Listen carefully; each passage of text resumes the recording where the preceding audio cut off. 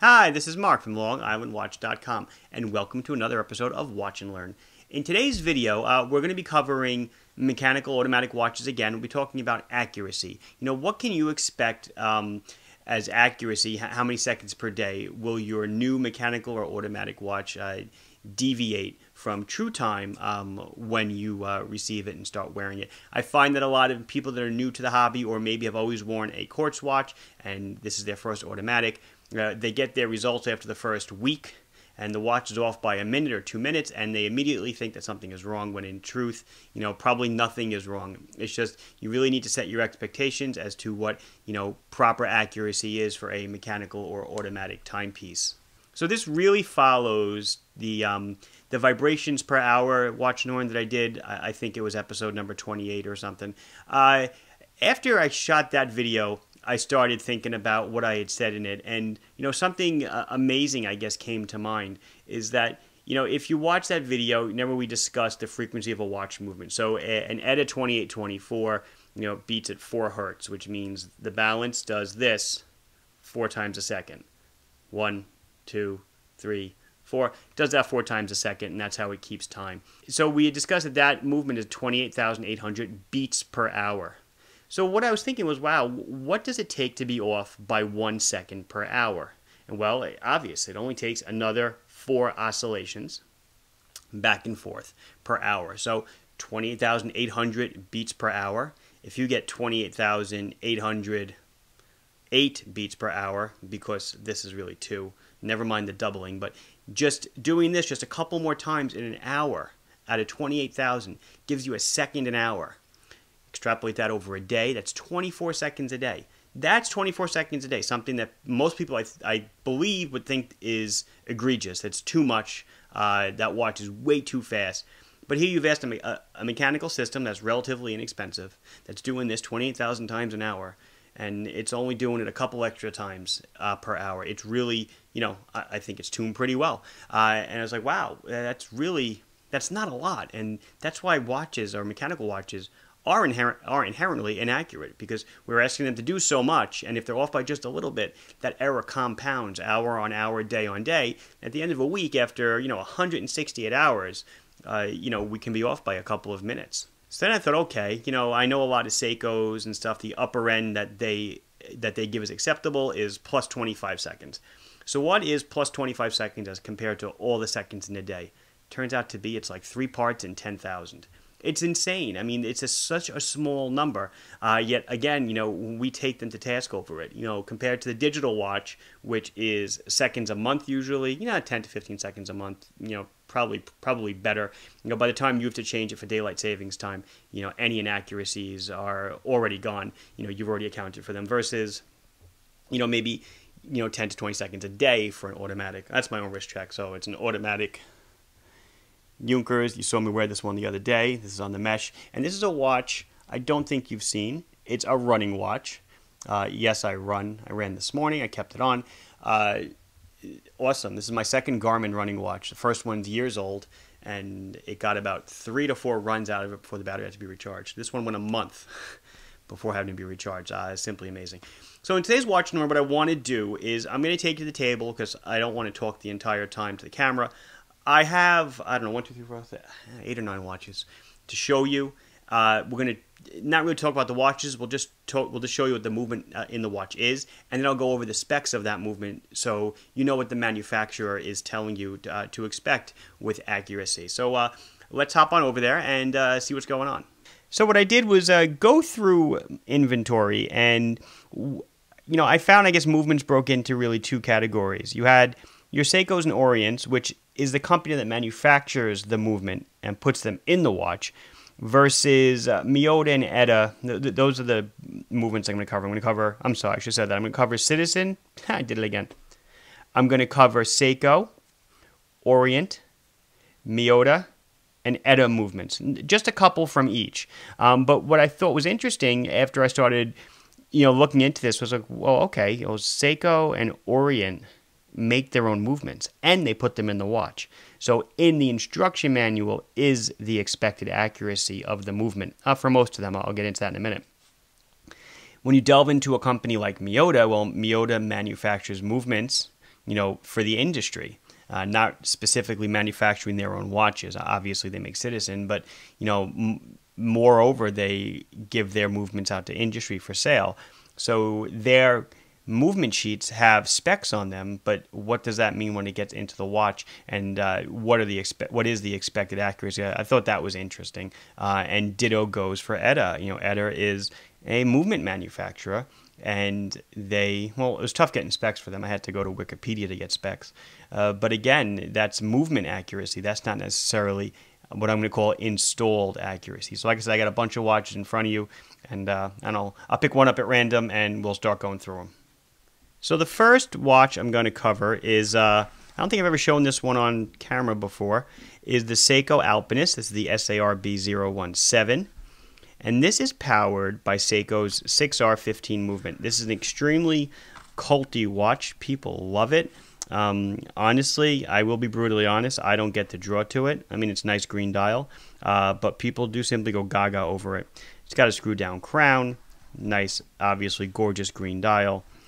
It does have Seiko's 6R15 movement in it, which is a higher end Seiko movement, generally perceived as better than the Diver series, the 4R36 or the 7S26s that are in your 007s and 009s. So this is the watch, and then like I said, on the inside is the 6R15. So here is the manual, and if you go to the last page in the English section, under specs, you see the 6R15, and they tell you lost gain daily rate plus 25 minus 15 seconds. I love how they do this at normal temperature range, because obviously temperature plays a role. Everything's made out of metal in the watch, and it expands and contracts, so the rates will change. And they tell you here the accuracy is adjusted by the factory, but then they have their little disclaimer. Everybody's got a disclaimer, whether it be a disclaimer built into the number or written somewhere, and you can read it. But it's basically, temperature, arm movement, everything will affect the accuracy of the watch. So, we give you these numbers, but don't take us to task over them, which really seems to be the order of the day with everything I'm going to show you. Unless you're getting a certified chronometer, and that's going to be another watch and learn. None of these companies are going to exchange a watch for you or admit it's defective if it falls slightly outside of the range, because they're going to just tell you, well, obviously you aren't using it properly. But all these numbers here, I just feel, again, it's they're worried about litigation, I guess, in a way, and they're worried about people saying, oh, well, the watch doesn't meet what it says in the instruction booklet, so I'm out of here. You're obviously making faulty watches. So that's the 6R15. Now I'm going to stick with Seiko, and I'm going to move on to this SARY 055. Now, normally I wouldn't showcase this watch. The only reason I'm showcasing it, I happen to love it, white dial, blue hands. But what's interesting is that it's got a 4R36 in it. And the 4R36, that same movement that's in the new Samurais, it's in the second gen Monsters, it's in the Turtles. When I said the Samurai, the 4R35 is in the Samurai, which just means they dropped the day. The same variant of movement. But what is interesting is that I went through all the Seiko USA books. Okay, this is a Japanese model, JDM. So this is the booklet that comes with a lot of your USA Seikos, your international Seikos, your 007s, your 009s, your 173s, your 175s, but notably absent from the specifications page, like I just showed you in the JDM Seiko booklet, is accuracy. They don't talk about it. And again, I'm not surprised. On these watches, they're not going to give anything, because if it falls outside that range, perhaps you would say, well, your watch is faulty, and then it comes into a whole warranty claim thing.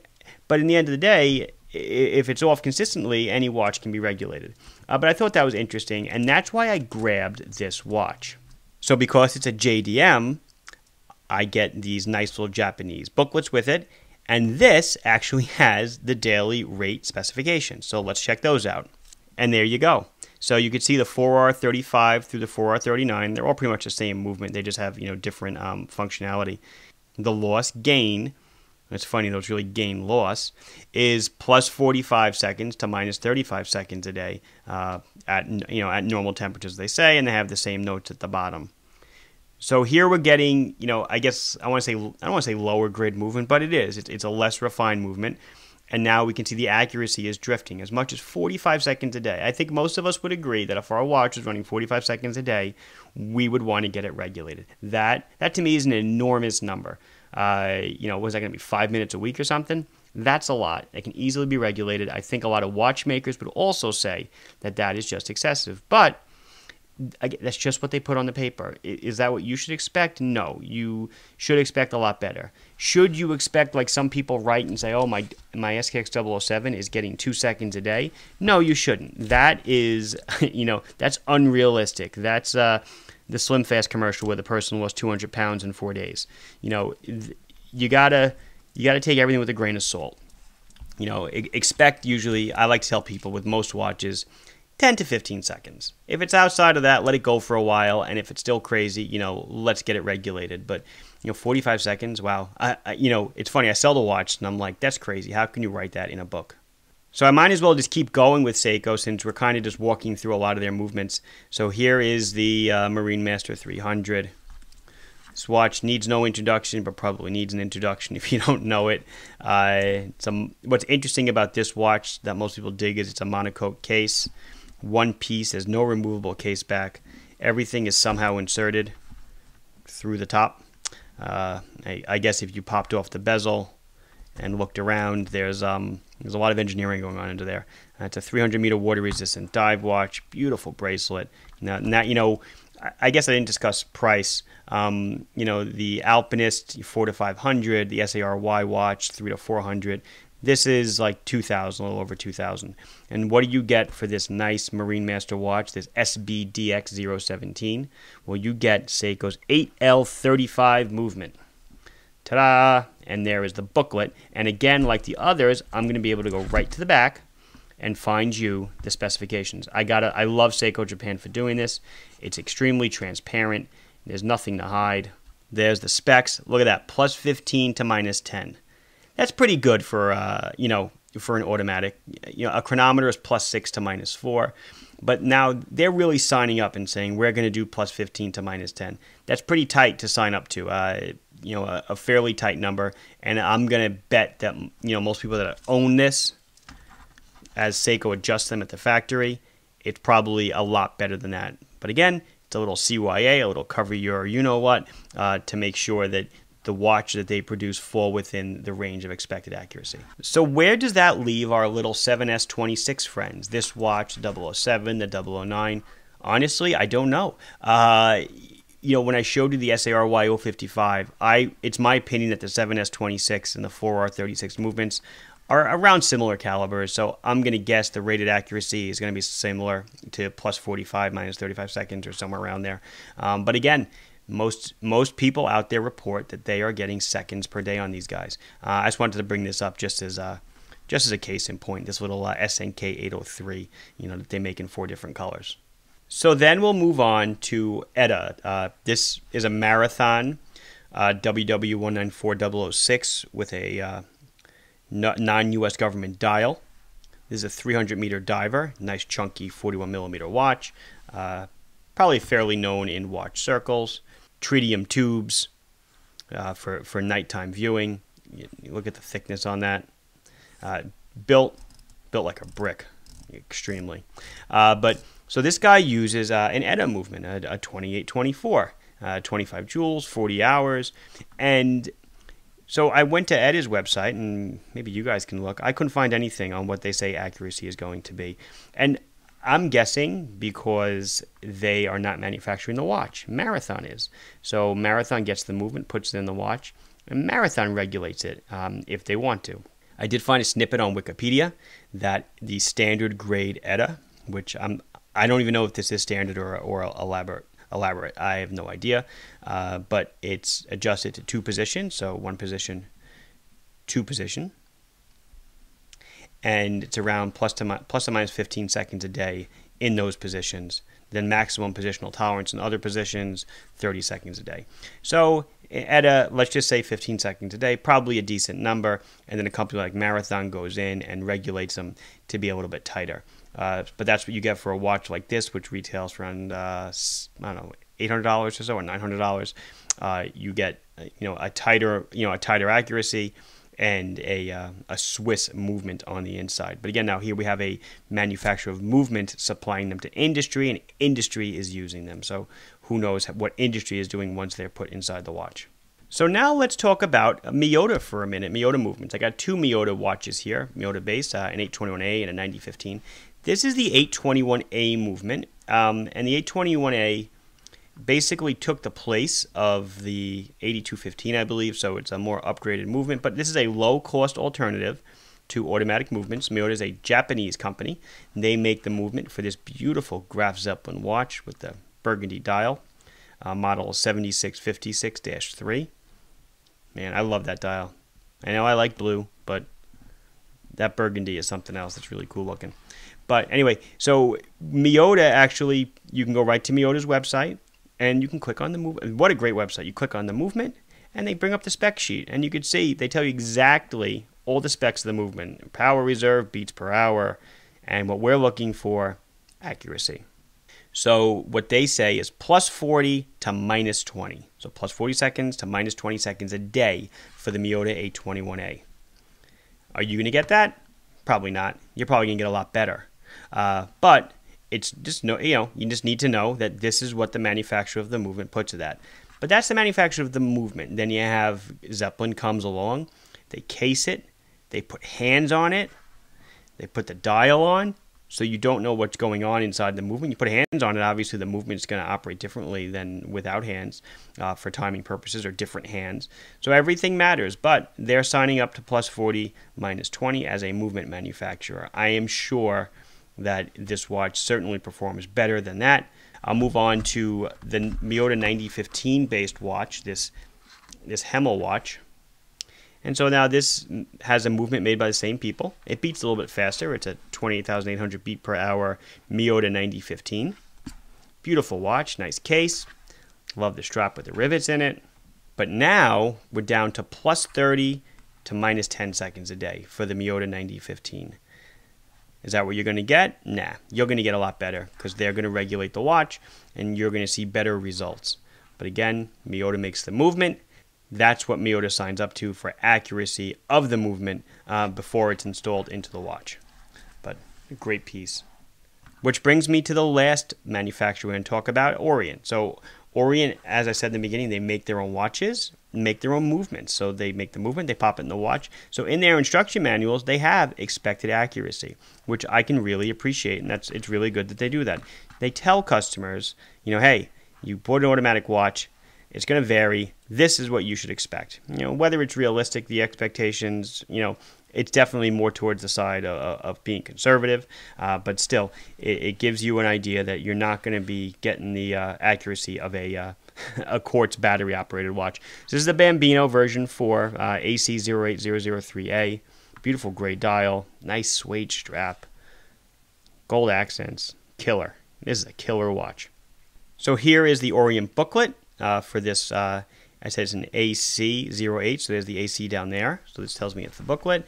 I go to the specifications, and I see on note number 2, daily accuracy, plus 25 to minus 15. And then here they go with the legal disclaimer, the stated accuracy in the following conditions, 24 hours, room temperature, mainspring fully wound, blah, blah, blah, blah, blah, blah. So they actually even go as far as to say that daily accuracy should be calculated as a weekly accuracy divided by 7, which is kind of silly. But again, they're just covering themselves even more.